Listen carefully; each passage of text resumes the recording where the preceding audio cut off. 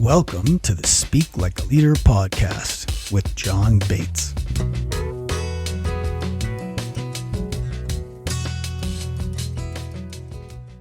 Welcome to the show. With me today is Baz Porter.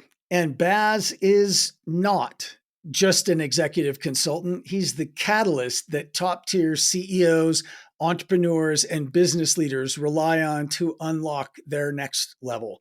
And Baz is somebody who is not bashful, and he's, very straight, very definitely up to pushing you to be your best and to exceed your own expectations. And I'm really excited to have you on the show, Baz. Thanks for joining us. It's an honor to know you and an honor to be speaking with you today. Thank you. So listen, you know that I like to talk about communication. I mean, that's kind of my worldview, is through that lens of communication. Tell us a little bit first about what you do and the kind of people you work with, and then maybe we could veer off into the world of communication in that particular realm. Sure.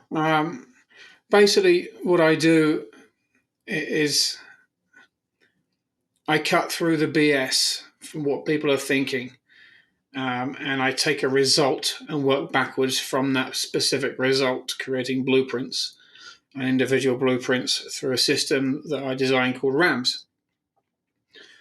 And it's not coming from a theoretical point of view or studying from university.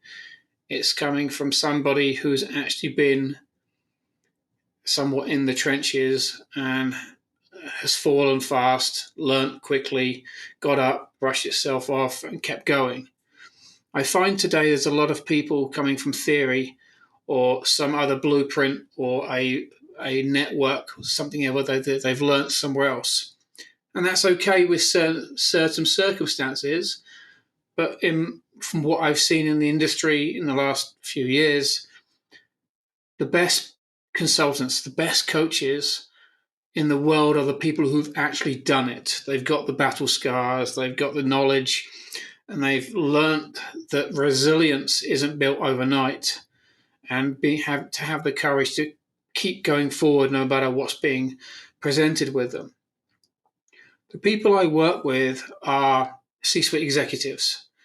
And the reason I chose them specifically was they were underserved.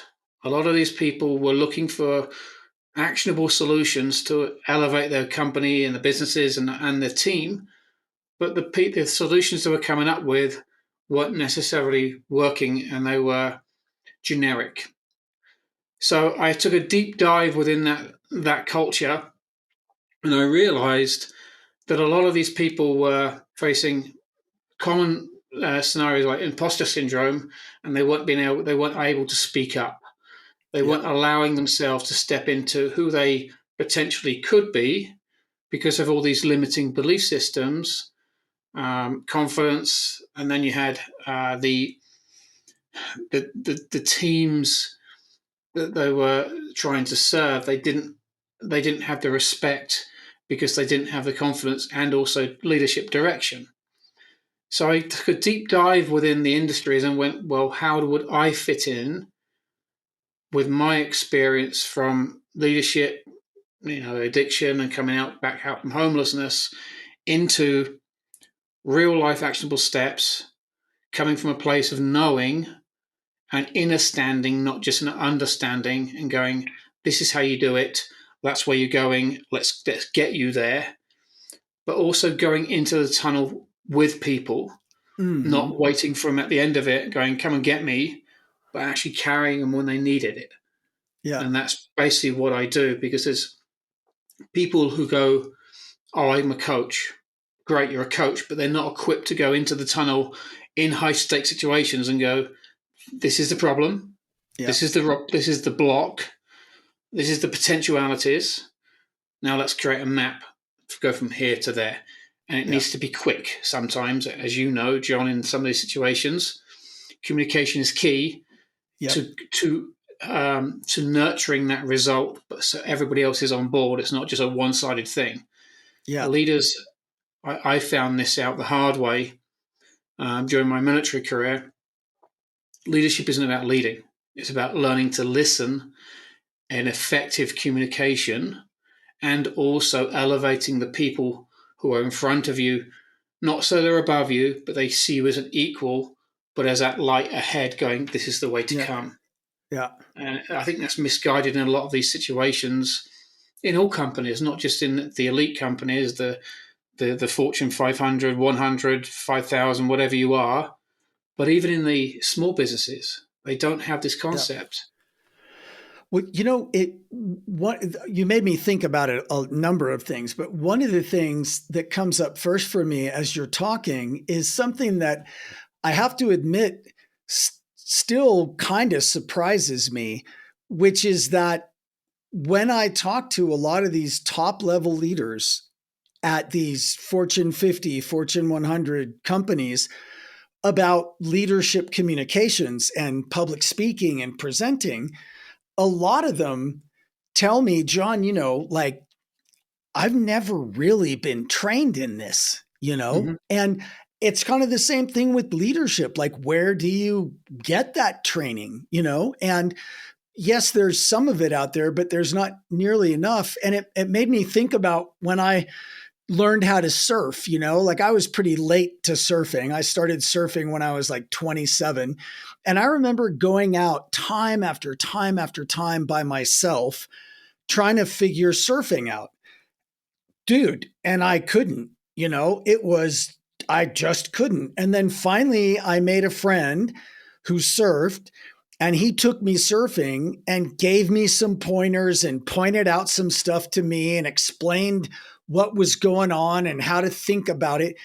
And all of a sudden, I was catching waves. And, you know, it would have taken me a lot longer if I ever would have figured it out. And probably I would have just given up, before I got there. But that's what it is with these kinds of skills too, right? Leadership, public speaking, all these things that I think top leaders think they should just inherently be good at, but nobody's inherently good at anything. As you just said, it takes practice, but and also to one of your points, it takes a mentor, someone who's truly been there, not Yeah. just, as I said, coming from a theoretical point of view with, Yeah. master's degrees, and there's Yeah. nothing wrong with that. It just adds to the credibility. But actually having someone by your side that can go a bit like your surfing buddy. Yeah. I've been where you are. I know exactly what you're going through, and I know I can Yeah. see the challenges you're going through. How about adjusting this, Yeah. trying this, even with Yeah. speaking? One of the things that I learned and also got shown when I was on stages: don't be on stage. If you can, come into the people, Yeah. literally interact with them, because then you'll have more relationship and more relatability to them. Not Yeah. this guru speaking on stage down at people or at people, but actually in, high touching people, having Yeah. conversations literally with them, Yeah. assessing where they are. Yeah. But it's effectively bringing you down into where they are, so they can relate to you Yeah. not on a psychological level, and also on an energetical level, Yeah. because then Yeah. they can relate and they can feel your passion. They can feel your knowledge. Knowledge isn't just about what you know; it's about the the, the correspondence between an energy, the people, and also you being on that journey as well. The Yeah. best way I ever got shown or even told this was none of us are experts, not one of us, but we are stewards in leadership. We are stewards in learning. And it changed the whole concept for me. Instead of being another expert or another thought leader or however they try and position you as, I'm just a steward. I'm constantly learning and willing to step in to the field with people and say, look, I'm not here to tell you I know everything, because I don't. But tell me your problem, and I will together will help you solve it. Yeah. What do you truly want? Where's your impact? Do you want to be in philanthropy and partner with other people? Do you want a high performance team? If so, what does that look like to you now? And then going into the questions and constantly asking deeper questions around the problems, Yeah. because they may not know what the problem is fully. They may do or they may not. But by asking real life questions, you'll get to a level playing field of going, okay, this is really what's going on. Yeah. It's not the actual problem, it's something within me that I'm viewing, or a belief that I have about the environment that I'm in, that's stopping me from creating the result.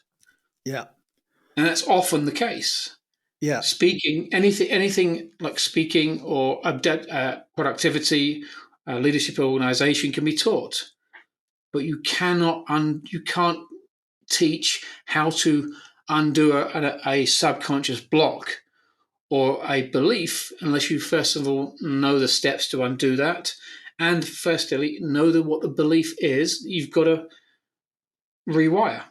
Yeah. And it's not an easy. Sometimes it's not an easy thing to do, and it takes a Yeah. certain sort of people to do that. Sorry.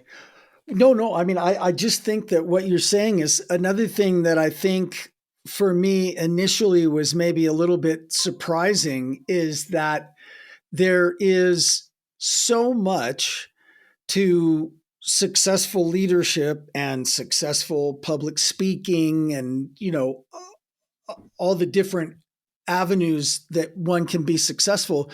There's so much of that that is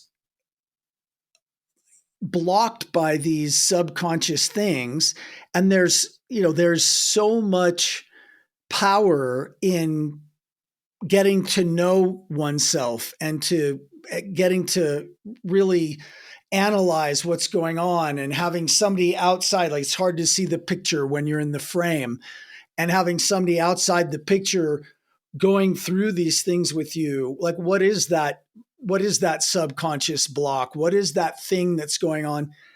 I'd love to hear one of your stories about that. You don't have to tell us anybody's name, of course, but what can you think of an example of where somebody had a deep realization that changed things for them?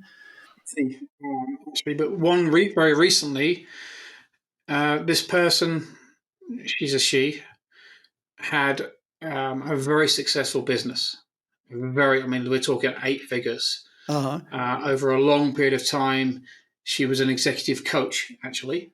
And then she went through a traumatic life experience where her relationship broke apart. She had to restart everything. And everything that she once believed was brought into question. Even her communication style. Was it a self-branding thing? Was it the market changed? And when we actually got down to it, it wasn't any of the external things. It was the core belief that she was unworthy. And it wasn't her that actually imprinted that. It was a 26-year, 24-year marriage that was abusive. And I mean, not necessarily physically, certainly not physically, Yeah. but mentally. She was ground down by her ex partner, ex husband, so much that she actually believed that she was unworthy of doing what she was doing and what she most enjoyed. Yeah. But when we got into it, I mean, into the real, the substance of the belief, didn't Yeah. come from her husband. It came from her early childhood. And even when she was in sort of like the infant stage of being fed, we went back into the subconscious part of it, not through hypnosis. I'm not a hypnotist, can't do it. And if you do without training, it can be dangerous. So there's another way we do it, where we go into a state of being, and we can pluck out little memories, and then we follow that thread, or that string, to discover more. And it was one of her infant beliefs imprinted on her mother, from her mother. So it was just like the Yeah. journey into that, and then you begin the process of unpicking that, rewiring it, as Joe Dispenza says, the rewire. Yeah. But how do you do it confidently? And the amount of people that I hear in the industry is go, I can change your business in 30 days or 60 days or 90 days. I've never seen that in any of my clients. And I did the deep dive the other week on a live on LinkedIn, and we actually did stats on this, and it's 0.1% of these people claiming that actually deliver what that is. So Yeah. 100,000 people, they'll get 100 people deliver that. Yeah. And the other side of that coin is most of these people have a fast income to already reinvest into their business and in Yeah. themselves. Yeah. So the idea of going deep into someone's life, unpicking that, it's not necessarily the first thing that comes to mind. It can be, and Yeah. often is, Yeah. much deeper. Yes. But it's the willingness for that person to go, I'm ready to do that. Yeah. Because it isn't for everybody. And once you start unpicking, the beliefs, the psychology, the human behavior, why you actually do these things, it can become very difficult and Yeah. scary. Yeah. And it takes a strong person to do that, and also an equally strong person to hold that client, Healy, whatever you want to call them, Yeah. through that process. Yeah. Because you're messing with the neuroplasticity of the brain. And if you do it wrong, it can have lasting effects Yeah. way down the line, and it can cause serious problems. Yeah. I mean, I see things like that with public speaking too. And I remember a guy that I was working with, and I'm kind of blending the facts here so that it's not Yeah, so I that know. he's not identifiable. But he was kind of known as the guy on this executive team who was the not so good speaker, and everybody else was just really good and polished, and he would do okay, but he would choke in the really important settings like in front of the board. And so we were getting him ready for this big important presentation to the board coming up, and we worked out what he wanted to say. And one of the problems was that he was letting his marketing team write his speech, and then he would go try to give it, and it wasn't really his voice, and so that was awkward. We got that handled. But then he got up and we were doing a mock presentation for the board, and all of a sudden I just watched him turn into like this uncomfortable little kid, and and there it was, right? And I said, okay, wait 1 minute. What does this remind you of right now? Like, think back in your life to what does this remind you of? And he goes, oh my God, this reminds me of when I would show up at a new school and I wouldn't know anybody, and I'd have to make all new friends because my dad, for his work had to move like every year. So I was always at a new school, and I was always in front of everybody, like not knowing anybody and wondering if they were going to like me or if I'd make friends. And right. And that's what this feels like to me. And I was like, okay, good. And then we went into that, we talked it through, we got it handled, and he is now equally as good, if not better, as everybody else on in the group and in that executive team. And that was just this unconscious block for him that had been messing him up for years. And I don't, it reminds me of that saying, master the basics, right? Because the minute you master the basics, it's not like somebody comes running down off the top of the mountain and starts telling you all the real secrets. Mhm. No, man, the real secrets are just master the basics. And one of those basics is you and your belief and your relationship with yourself, and, how you're Yeah, seeing the world. it's really interesting when you go to have a deep dive and you're truly honest with yourself. And many people don't do it. Mm-hmm. When you're brutally honest, I'll tell you one of an exercise to put this into context. I've the amount of times I've picked myself up through business in the last 5, 6 years is unbelievable. Yeah. Um, and it the last time I got really, really ill, I had a really bad case of diverticulitis, and I Yes. nearly passed away. That story. Anyway, I fired everybody because they weren't doing their jobs, and when you do a deep dive in the business, that's the result. And I realized I couldn't operate from this place anymore. I was going to burnout. I was stressed. There were many other components. But I sat down and I, I had to ask myself some very serious, honest questions. And there's no way, I'm not a writer. I cannot sit down and just write notepads. I'm a speaker. I speak into videos, and so I sat down Yeah. on Zoom with a list of very specific questions, and it took me 4.5 hours to do this. And I was in tears.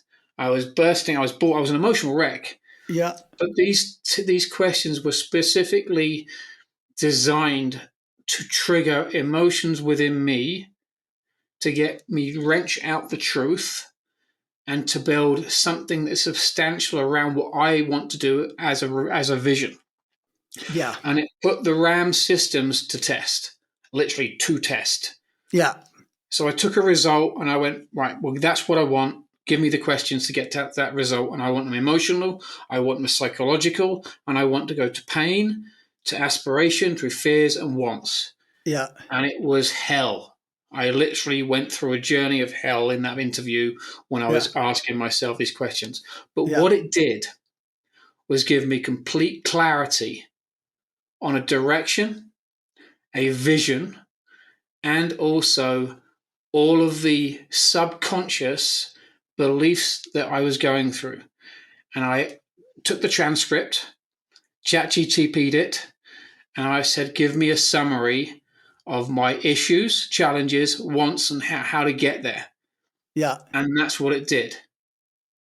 And it was a Wow. completely swing, it was a 180 degree turnaround, because now I can look at my business and go, I'm on the right path. Yeah. Because that is a value sheet, Yeah. and my staff became the top of my value list. The employees became top of my value list. Isn't metrics. It isn't how much I'm going to get in bottom line. It isn't the revenue. It isn't the profits. It isn't the Yeah. cash flow.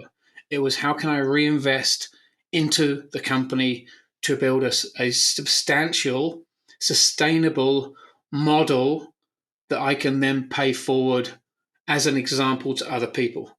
Yeah. But it was going deep in my own crap, in my own Yeah. stuff, Yeah. and getting and knowing about it. I mean, truly knowing about it, not Yeah. surface level. Yeah, I know it's there, and I'm not going to do anything about it, because Right. everybody does that, and it's Yeah. it's okay to do it. But at some point in your life, you will hit an obstacle, a wall. They do it in marathons, and all of a sudden, you've got to dig really, really deep. You've Yeah. been through a similar journey, and you go so deep within yourself, you're not aware of how the impact that it's had, not just in the last 2 years, but all your life. Yeah. So Baz, what was one of the things that you saw about yourself? Can you tell us anything specific? I was deluded in the two things I will share with you. Yeah. I was deluded in the fact that business was a self serving thing. Mm-hmm. And the way I set my company up was all about me Yeah. and me being the best of what I was doing. Uh-huh. And that stemmed from a belief when I was younger where I wasn't ever good enough and I was bullied at school. Yeah. And that was where that belief came, and I put that to bed. The other one was the business had to represent something that I knew to be completely true. And that belief there is the foundation of what I do now. The Mm-hmm. belief is quite simply this: Humanity is divided.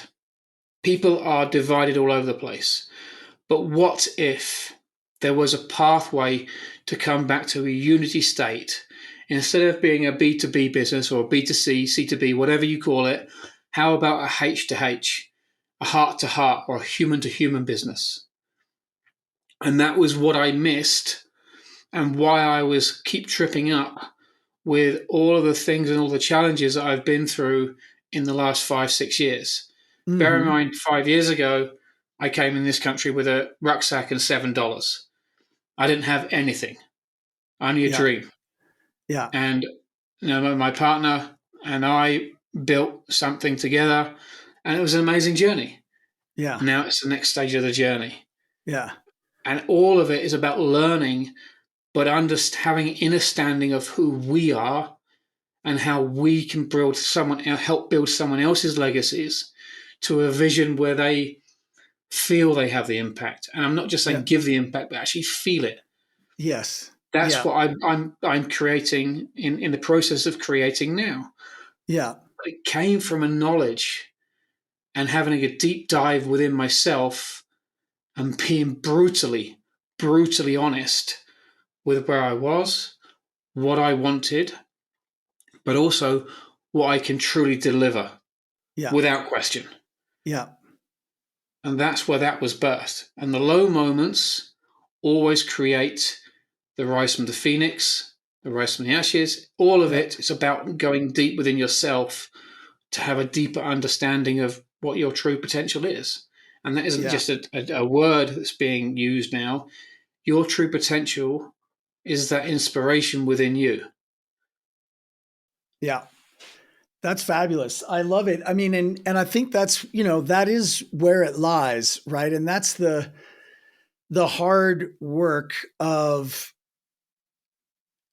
knowing yourself without like filters and you know ignoring little bits, and right, and that's hard work. It That's is. hard I work. mean, I'm not for everybody, and on every piece of my content that goes out now, I will say I'm not for everybody. Yeah. If you don't want real talk, if you don't like swearing, please don't carry on because I'm going to really upset you. I am really going to upset you. Uh-huh. And there's a time of being like that, and there's time where you don't have to be that person.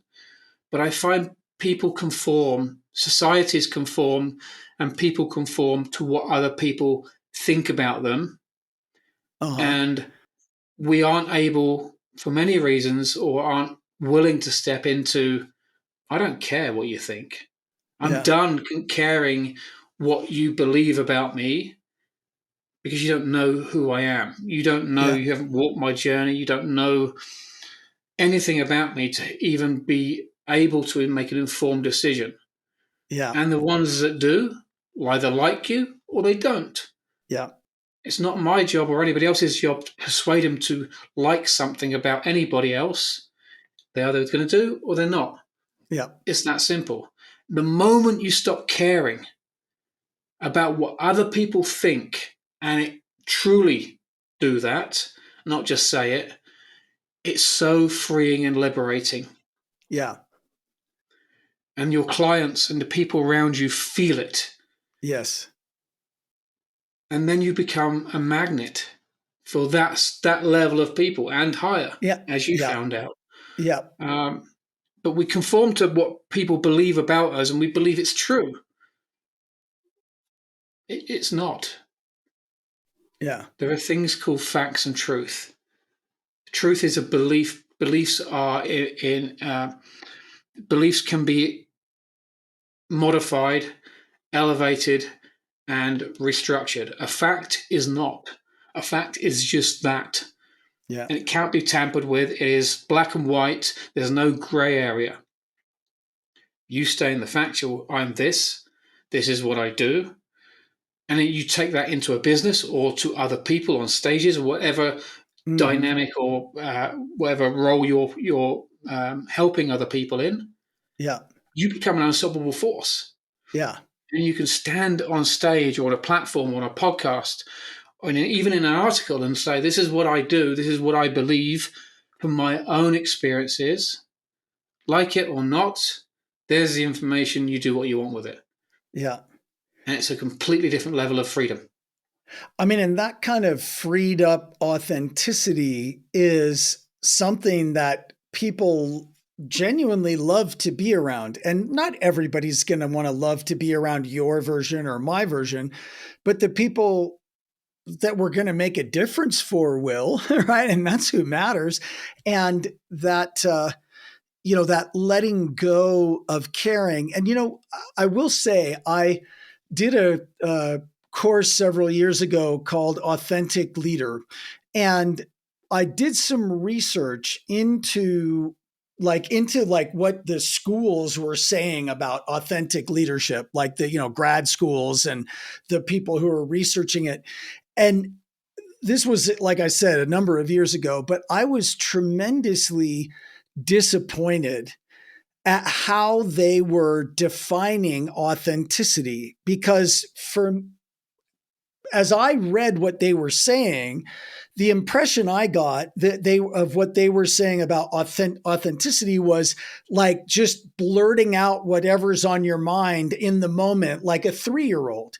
And that is not what I think authenticity is. I think if you are a leader and you have people that are following you, people that are dependent on you, people that are working hard for you, anything that's truly authentic is going to take them into account, right? And it's going to take your position into account, and it's going to take your short-term desires and your long-term desires, right? Like, genuine, deep authenticity is more than just blurting out whatever comes out of your mouth at the moment, but it is being genuine and in touch with like what's real for you, and then not apologizing and not hiding it or trying to dance around it or something, just being yourself, like for real.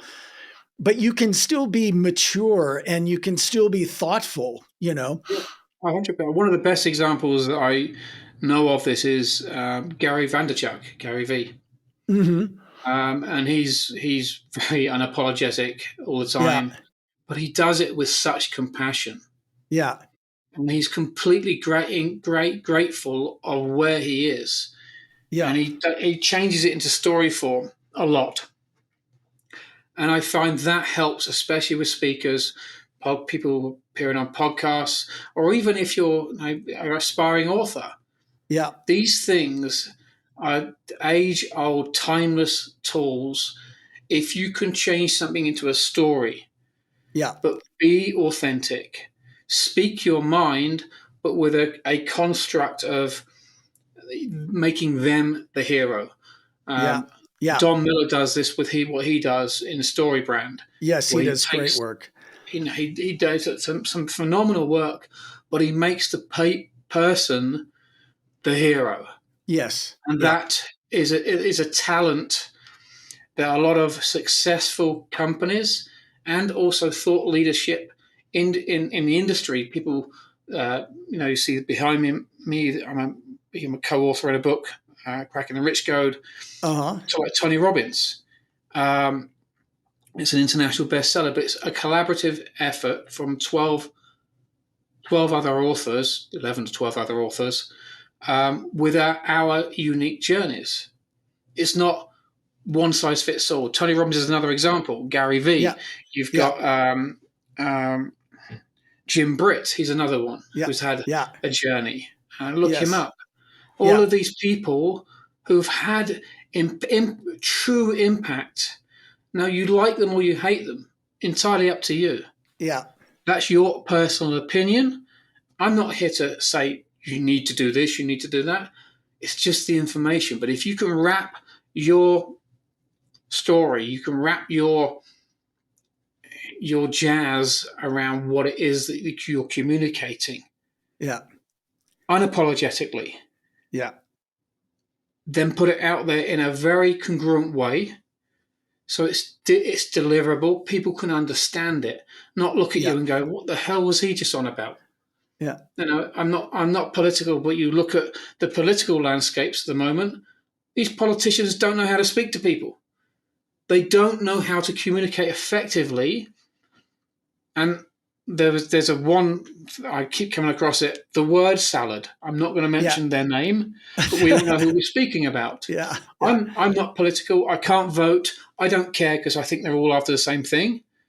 And like them or hate them is your prerogative, and that's fine. But it's the communication is either effective or it's not. Yeah. You can perfect and enhance your communication with listening to real conversations. I was a DJ for 7 years in Cyprus, in Ayia Napa, in one of the biggest clubs at the time in the world called Castle Club. I was in the house room, 10,000 people a night in peak summer. It was crazy. Wow. So, Wow. stage presence for me was everything. It was a Yeah. different environment, don't get me Yeah. wrong, and, the environments change. But what was always constant was listening and observing people. Because being in that position is a leadership position, a DJ, because you're controlling a room, Sure it is. Yeah. you're dictating Yep. where the room goes, maybe not by speaking, but by the music. You had to Yeah. listen to people, you had to observe them intensely Yeah. because it was your job to hold them. Yeah. Because your job was to rotate and make sure they were spending money at the bars, also dancing. And one thing I always learnt: play to women. Play to women all the time Yep. because the men will gravitate to the bars. Yeah. And it was true. Yep. When we were doing the pre-club, which was Jasmine Inn, back in the day, we had crazy stuff there happening, and people used to say, "I'll play this." I'd be like, "No, I'm playing to feed the women," and they'll say, Yeah. "Well, why?" "I want this song." "I don't care what you want.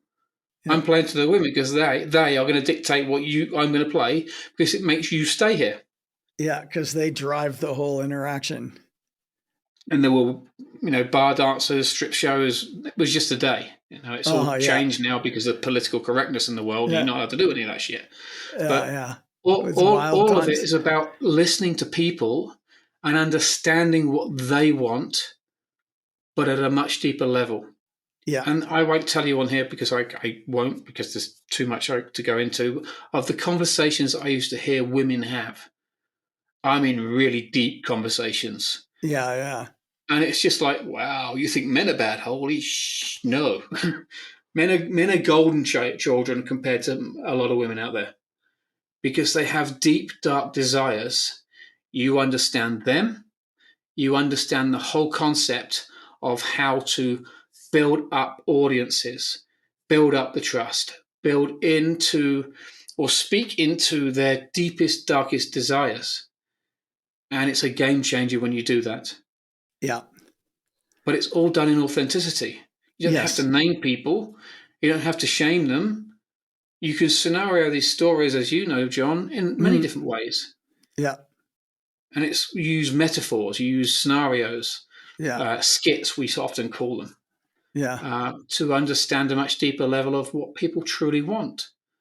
But it's not being afraid of speaking into it, because as soon as you speak into it, you become more confident Hmm. because you see the reaction of others Yeah.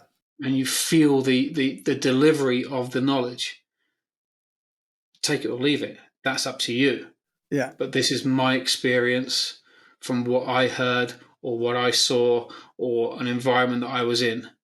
Yeah. And that's pure leadership because you're not coming from a place of dictator. You do Yeah. it like this X, Y, and Z or micromanaging, which you often hear, because you're not working on the team. You're not investing in the teams. You're investing in yourself and your own ego. I've Yeah. done it. Now, many people have. Now, I wanted the flash cars, the expensive suits, the nice watches. It doesn't make you happy. No matter what you believe right now, it will not make you happy. In Mm. fact, it does completely the opposite. Yeah. It's so I totally agree with you. And it's so interesting because something I didn't know, Baz, is that you were a DJ at that level. And when it really recontextualizes a lot of the things that I've heard from you. And, I sang in a band for a long time. So a similar experience, but we never sang for 10,000 people. But that that experience that you had as a DJ, of course, that would teach you about listening and about the energy in the room and about feeling where this group of people is now and where they're kind of pushing to go, and you're following them a little bit, but you're also taking them someplace, right? Like, that is so interesting. Like, tell me a little bit more about that. Like, what was that even like? Like, it's hard for me to imagine Yeah, it was that many people, and I'm in it, charge of the yeah. music. Like, I sort of fell into that. When I left the forces, I was very much lost. Didn't know what to do. Bear in mind, back when I left 2004, there was no such thing as PTSD. It yeah, wasn't a thing. It wasn't even never yeah. even heard of. We We didn't just know it was a thing. it was there, but we didn't know what it Yeah, was. yeah, But I did a month of security work for a friend of mine, and I was dead inside. I wanted more. So I left, took my check and left, and I ended up in Cyprus, took the next plane out of the country. yeah, I sold my car at the airport for about £200. Gave him the keys and said, "That's done. I'm finished." And I wasn't, whatever. I'm going on an adventure. I was like the little hobbit. yeah, I ended up working on a beach selling water sports, and I did that for about 2 months. I loved doing that job. It was, I had a six pack. I was very, very tan. I had hair back then, but was uh huh, very, very tanned. And I was asked to do auditions for a stage on karaoke originally at a place called Bedrock.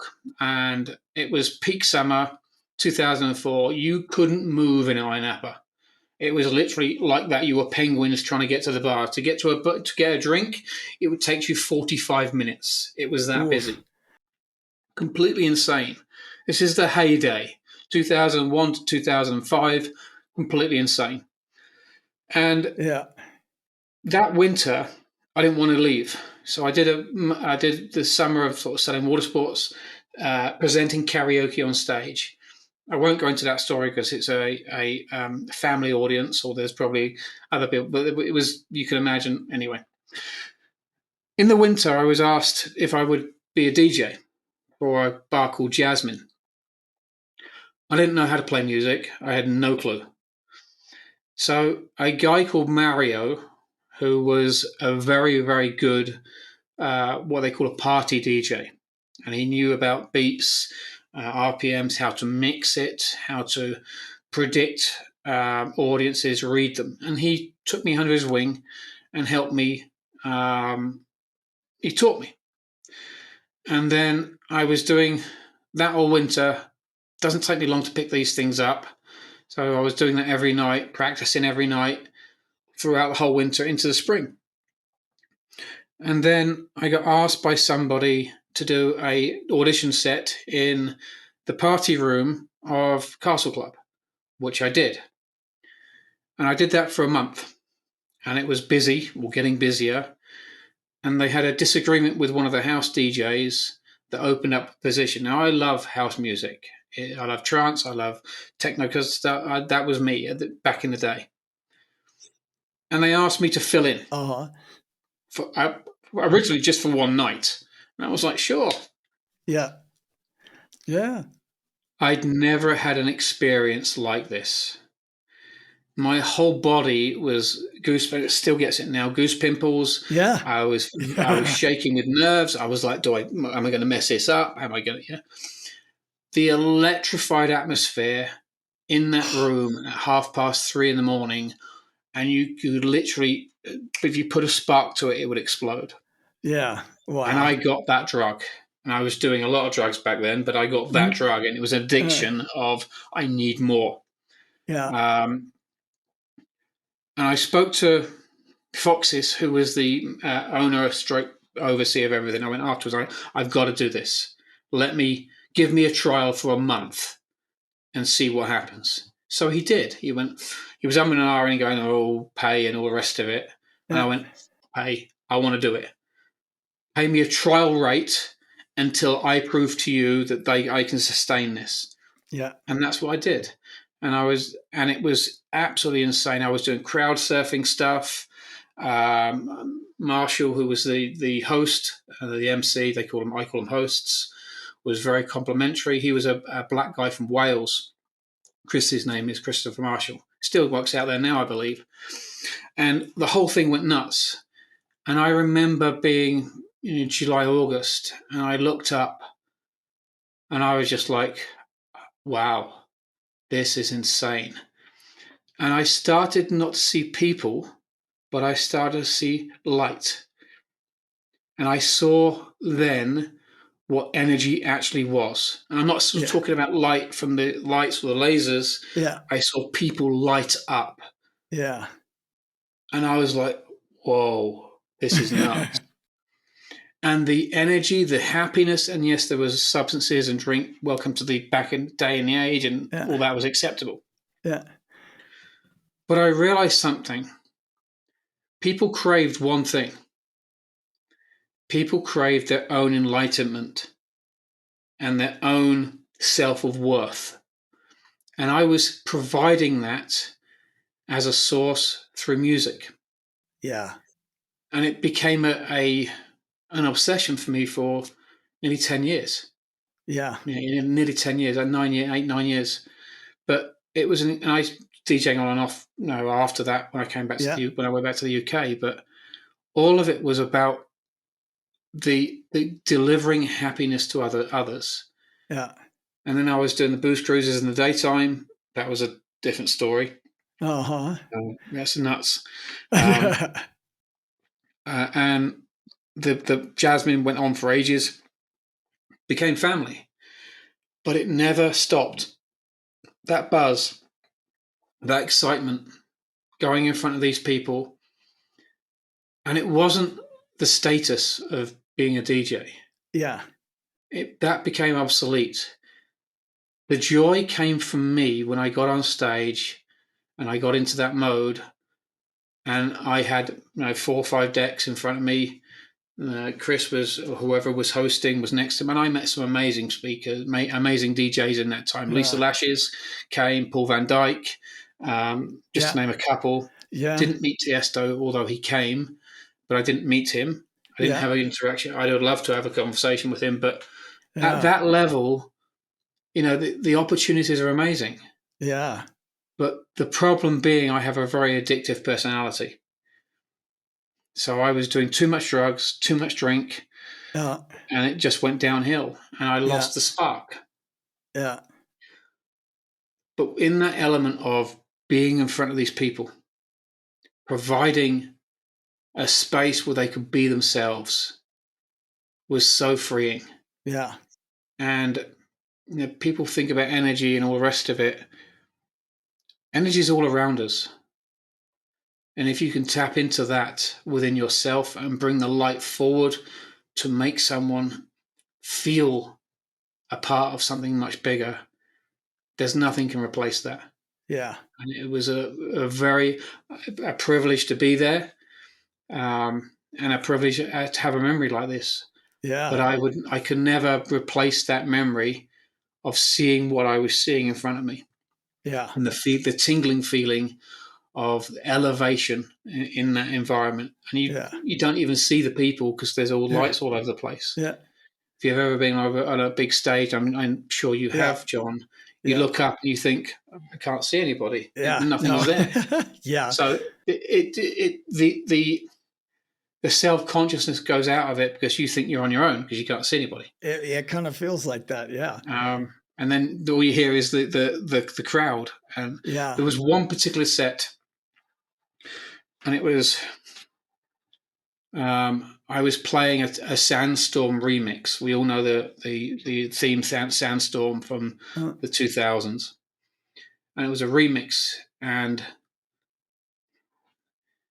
I came up to the DJ box. There was a long lead up from one of the hosts. The whole arena went blue, and it was like a fluorescent light blue, kind of like ultraviolet, but on the other side of the spectrum.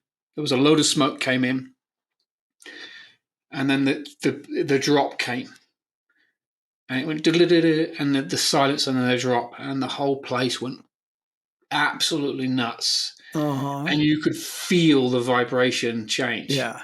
The build up, the build up, the build up, the build up, the host building everything up, and then I just hit the sort of the go on the bass bladder, and it just went nuts.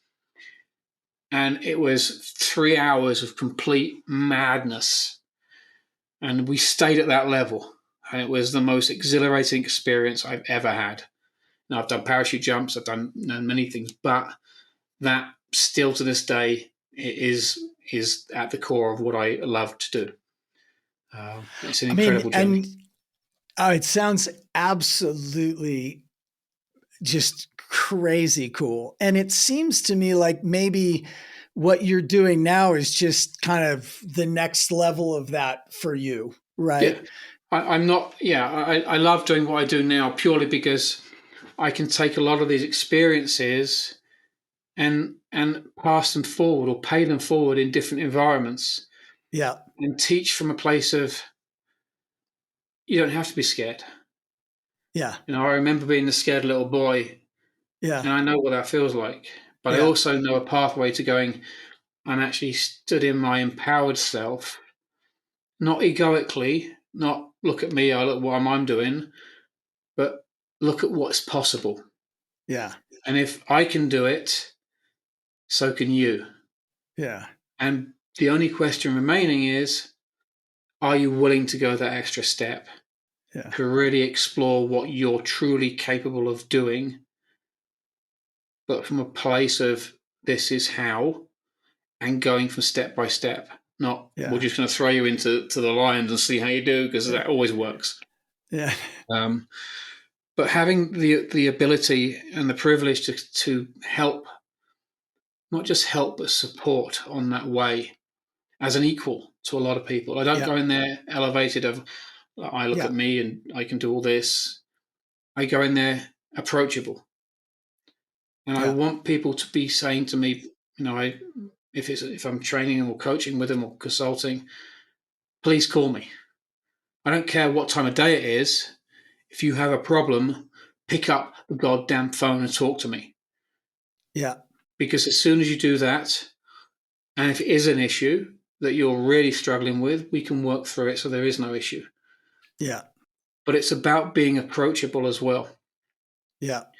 And I like to think I'm compassionate, but I'm also firm, and I won't Yeah. tolerate BS from people saying I can't do Yeah. it.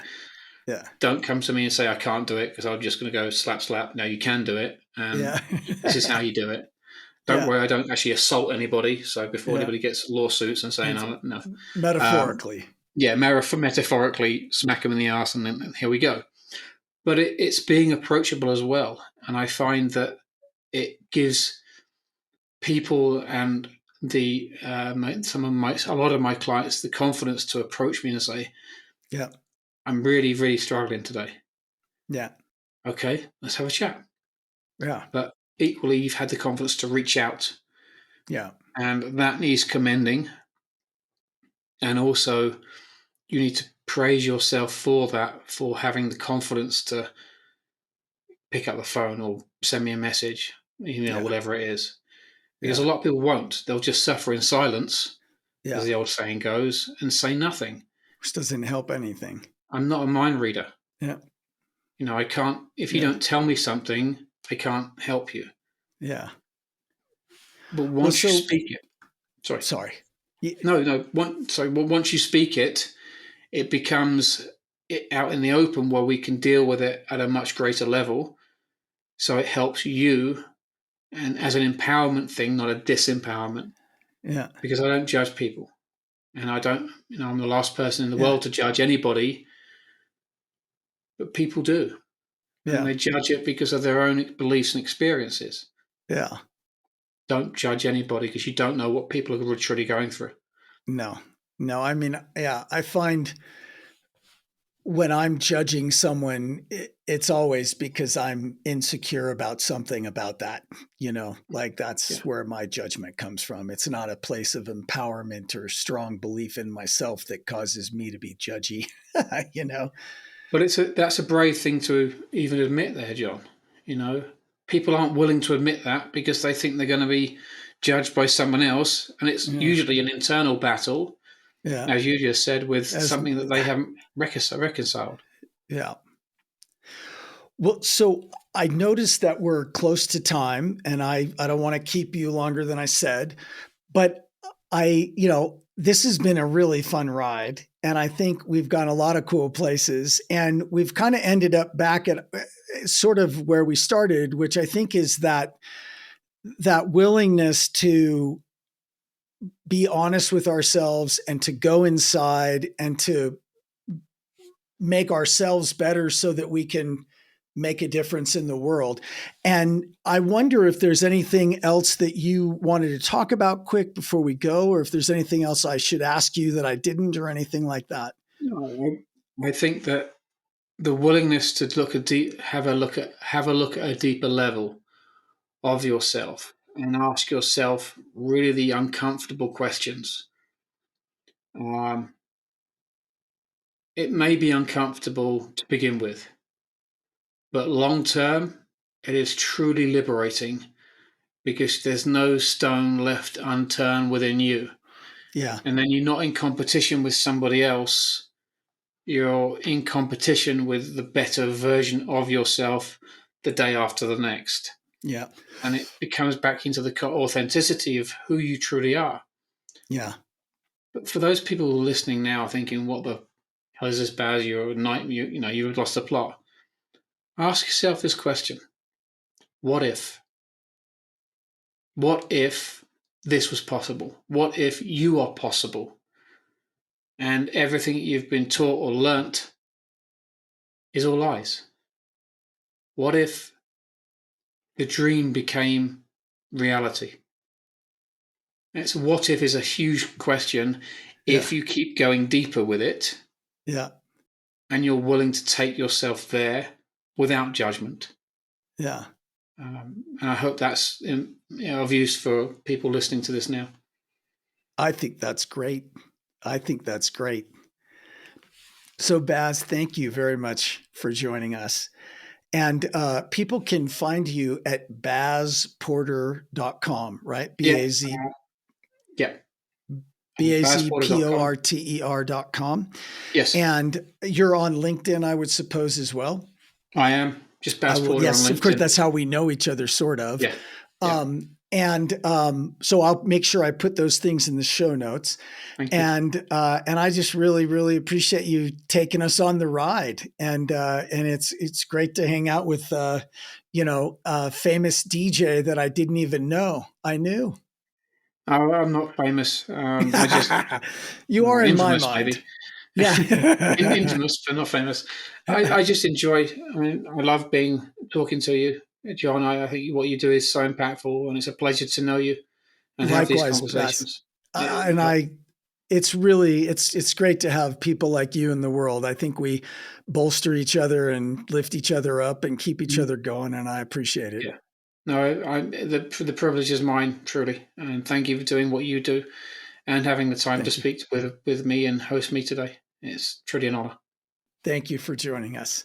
Thank you. And to those of you listening, thank you for joining us. And if you like the show, please tell your friends. Please give us a 5-star rating. Please share us around. And we will see you next time on livelikealeader.show. Thank you for joining the Speak Like a Leader podcast. Go be awesome.